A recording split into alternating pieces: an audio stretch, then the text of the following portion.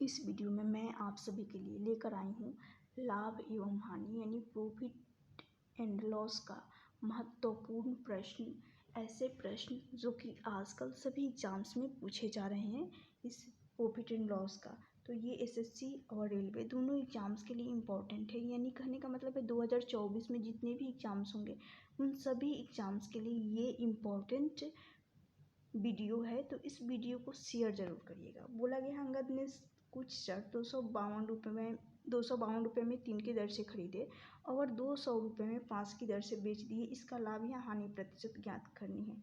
तो सबसे पहले देखना है यहाँ पर जो क्रय मूल्य है कितना 212 रुपये 252 रुपये है। कितना है 252 रुपये में 252 रुपये में कितने की दर से 3 की दर से खरीदा जा रहा है। फिर विक्रय मूल्य जो दे रखा है विक्रय मूल्य यहाँ पर क्या बोला गया है 200 रुपये में। कितने में 200 रुपये में 5 की दर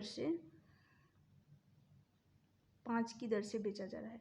अब ध्यान से सुनना, जब भी इस टाइप का क्वेश्चन आ जाए तो जो आर्टिकल होता है इसको इक्वल करना होता है।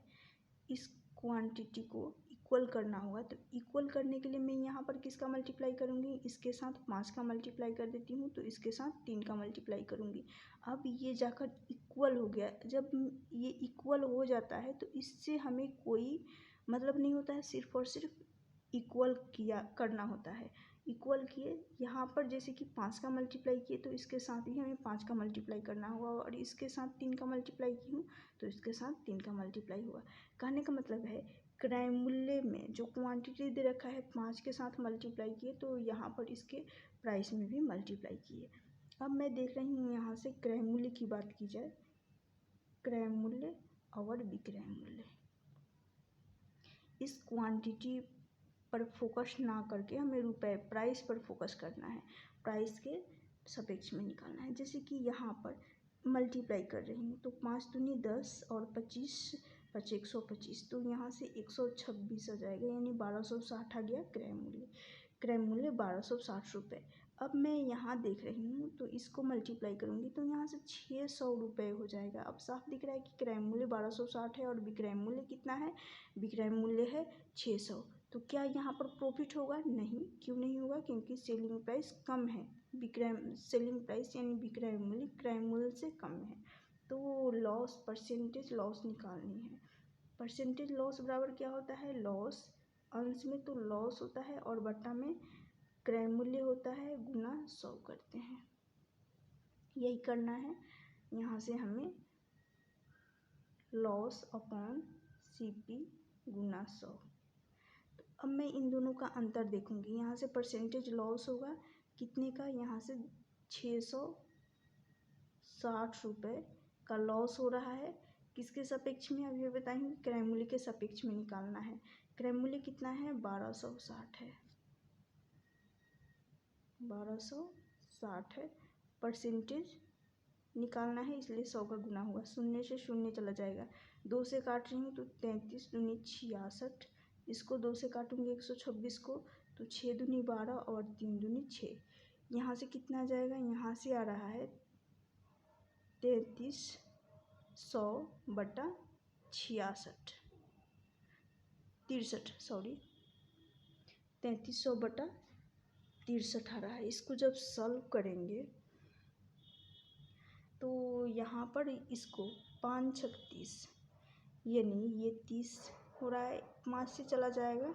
कहने का मतलब है शुरू का जो अंक होगा 5 से होगा और एक ही ऑप्शन दिख रहा है 52.4% जो कि लॉस होगा। यही इस क्वेश्चन का सही आंसर ऑप्शन बी हो जाएगा। एक और देख लेते हैं क्वेश्चन प्रॉफिट एंड लॉस का। तो ये भी इम्पोर्टेंट प्रश्न है। वीडियो अच्छी लग रही होगी तो लाइक करिएगा और इस वीडियो को शेयर जरूर करिएगा। बोला गया आशना ने 100 रुपये में 12 की दर से कुछ पेन खरीदे। ये और इम्पोर्टेंट प्रश्न है और इस प्रश्न को पूछे जाने की संभावना ज़्यादा है क्वेश्चन एग्जाम में। बोला गया है 100 रुपये में 12 की दर से कुछ पेन खरीदे और 135 रुपये में 15 की दर से समान संख्या में पेन खरीदे, यहाँ पर भी दोनों जगह खरीदा जा रहा है। फिर 260 रुपये में कितने पेन बेचने पर उसे 20% का लाभ होगा।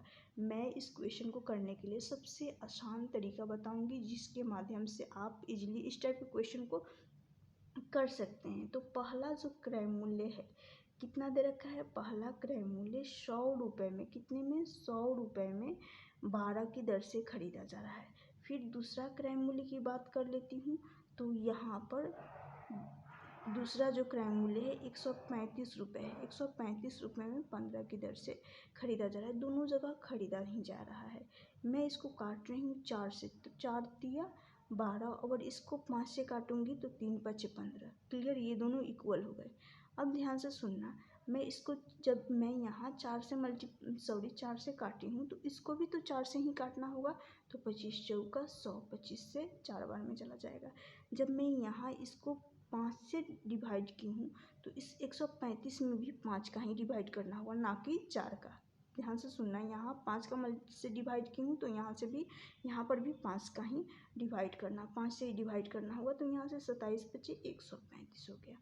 अब मैं देख रही हूँ CP क्रय मूल्य की बात की जाए, तो इन दोनों को ऐड करेंगे, यानी क्रय मूल्य 1 और क्रय मूल्य 2 को, तो 25 और 27, इन दोनों का योग सम देखेंगे तो कितना आएगा, इन दोनों का सम 52 आ रहा है, तो 52 रुपये यहाँ पर रखेंगे। क्लियर हो गया। और इन दोनों का योग कर लेंगे, इक्वल है जो, तो यहाँ से 6 आ जाएगा। तो 52 रुपये में 6 की दर से 6 पेन खरीदे गए। क्लियर, 52 रुपये में 6 पेन खरीदे गए। अब मैं विक्रय मूल्य पे आती हूँ। विक्रय मूल्य कितना दे रखा है, विक्रय मूल्य 260 है, और 260 रुपये में बोला गया कितने पेन बेचे जाएंगे। यहाँ पर तो 6 खरीदे जा रहे हैं, बेचा कितना जाएगा नहीं पता है, उसको मैं x ले लेती हूँ, x मान लेती हूँ, x मान ली। अब मैं देख रही हूँ कि क्या चाहिए हमें, यहाँ से सुनना, CP हो गया, क्रय मूल्य हो गया, और एक साइड विक्रय मूल्य रखेंगे, क्रय मूल्य और एक साइड विक्रय मूल्य। 52 रुपये में यदि 6 पेन खरीदे जाएंगे, तो 52 रुपये में कितने में, 52 रुपये में 6 पेन खरीदे जाएंगे, तो 260 रुपये में कितने पेन बेचे जाएंगे, यही पूछा गया है। 260 रुपये ये सेलिंग प्राइस में रख रही हूँ, 260 रुपये क्योंकि सेलिंग प्राइस का है। कितने पेन नहीं पता है, x मान लेते हैं। क्लियर। अब मैं इस पर आ रही हूँ, क्या दे रखा है, 20%। तो सबसे पहले ध्यान देना, इस परसेंटेज का मतलब क्या होता है, इस परसेंटेज का मतलब होता है बट्टा में 100 हो गया, और इस 100 पर 20 का प्रॉफिट। फिर से सुनना, ये जो 100 बट्टा में आया है क्या है, ये 100 CP होता है, क्रय मूल्य होता है। क्या होता है, क्रय मूल्य होता है। और ये जो 20% है किसका है, 20% प्रॉफिट का है, प्रॉफिट है। क्या चाहिए हमें चाहिए यहाँ पर प्रॉफिट से तो अभी कोई इसका ज़रूरत नहीं है, हमें सेलिंग प्राइस पर फोकस करना है। सेलिंग प्राइस यदि प्रॉफिट को और कॉस्ट प्राइस को ऐड करते हैं तो क्या मिलता है, सेलिंग प्राइस कितना हो जाएगा, 120। कितना हो जाएगा सेलिंग प्राइस, 120।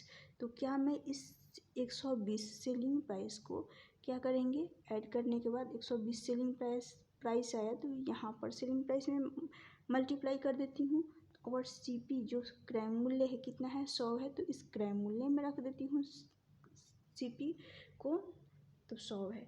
अब मैं देख रही हूँ 52 से ये इक्वल कर लेती हूँ, 52 से ये चला जाएगा कितने बार में, 5 बार में। क्लियर। एक शून्य से ये शून्य चला गया, फिर आगे देख रही हूँ 6 से ये चला जाएगा 2 बार में, इस 2 से 10 है यहाँ पर, तो 5 दूनी 10। क्या पूछा गया है, कितने पेन बेचे जाएंगे, यहाँ x है, यहाँ पर 5 है, और यहाँ पर 5 है, इसको क्रॉस में मल्टीप्लाई करेंगे कितना आएगा, 25। तो x की जगह पर 25 आ जाएंगे, यानी 260 रुपये में 25 पेन बेचे जाएंगे। ऑप्शन B हो जाएगा इस क्वेश्चन का सही आंसर।